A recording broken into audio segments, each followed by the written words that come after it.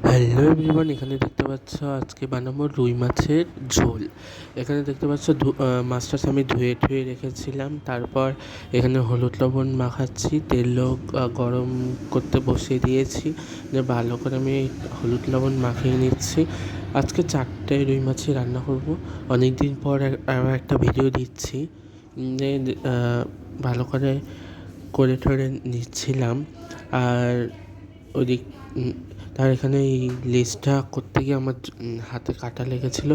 এবার দিয়ে দিলাম মাছটা, ইলিশ এই লেজটা আর পিঠের দিক থেকে মাছটা দিয়ে দিলাম। ভুল করে ইলিশ মাছ বলে ফেলেছিলাম লেজ বলতে গিয়ে। এখানে দেখতে পাচ্ছ এপাট ওপাট করে ভালো মতন ভেজে নিচ্ছিলাম। তো ক্যামেরায় দেখা যাচ্ছে যে লাল হচ্ছে, কিন্তু তখনও ভাজছিলাম। এইটা চেপে নিলাম, নাহলে ফুলে যাচ্ছিলো তো লেজটা, ওই জন্য ভালো করে চেপে মাছটা ভাজছিলাম। কোনো কিছু হয়নি মাছটার, সব ঠিকঠাক ছিল। এবার মাছটা উঠিয়ে নিলাম। উঠিয়ে উঠিয়ে উঠে যাচ্ছিলাম, তখনও পড়ে গেছিলো, উঠিয়ে নিলাম। এখানে সব মাছ আমার ভাজা হয়ে গেছে। এবার হবে মশলা, মানে মাছের লাস্টের পার্টটুকু। এখানে তেল গরম হয়ে গেছে, একটু সর্ষের তেল দিয়ে দিয়েছিলাম। এখানে দিলাম আলুটা, আবার লাস্টে ভাজতে ভুলে গেছিলাম, তার জন্য তেলে জিরা ফোড়ন দিয়ে আলু আর লবণ হলুদ দিয়ে দিলাম। দিয়ে একটু ভালো করে নাড়িয়ে ছাড়িয়ে নিলাম, ভালো করে লাল লাল করে ভেজেছিলাম একদম। তারপর এখানে দেখতে পাচ্ছ মশলাটা, যে আমি মশলাটা করেছিলাম, হলুদ দিয়েছি, লবণ দিয়েছি, ধনে গুঁড়ো, জিরে গুঁড়ো আর এগুলো দিয়ে, লঙ্কা গুঁড়ো দিয়ে ভালো করে মশলাটা করছিলাম। এখানে কষিয়ে তারপর আলুটা দিয়ে দিচ্ছি। তারপর আলুটা দিয়ে পুরো কষাচ্ছিলাম, একদম টানিয়ে দিয়েছিলাম।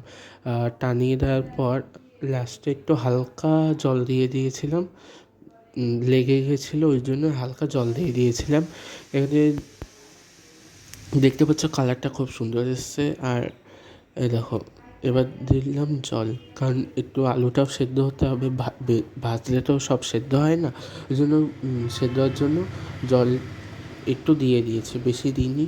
তারপর ভালো করে জলটা যখন ফোটাচ্ছিলাম, তখন ওইদিকে আমি ধনেপাতাটা আমি ভালো করে ধুয়ে ধনেপাতা আর কুচাইনি, ধনেপাতাটা আমি বেটে দিয়েছিলাম। এইবার দিয়ে দিলাম মাছটা। এইটুকু জলে হয়নি, আমি আবার জল দিয়েছিলাম। মা পাশ দিয়ে বলছে যে জল কম হয়েছে, ওইদিকে আমি ধনেপাতাটা বাটলাম, জলটা একটু এখন বেশি দেখাচ্ছে। এই যে ধনেপাতা বাটা দিয়ে দিয়েছি, গন্ধটা খুব সুন্দর এসছে। মা লাস্টে একটু ধনেপাতা কুচিয়ে দিয়েছে, আমি আবার বেটে দিয়েছি। এখানে ভালো করে একদম ফুটিয়ে টুটিয়ে নিচ্ছিলাম। এখানে ধনেপাতার গন্ধটাও খুব সুন্দর ছিল। এই যে দেখতে পাচ্ছ, আজকের ভিডিও এই পর্যন্ত। আর একটা নতুন ভিডিওতে আসবো। আর ভিডিওটা ভালো লাগলে like, comment, share, subscribe and bell icon button press. By.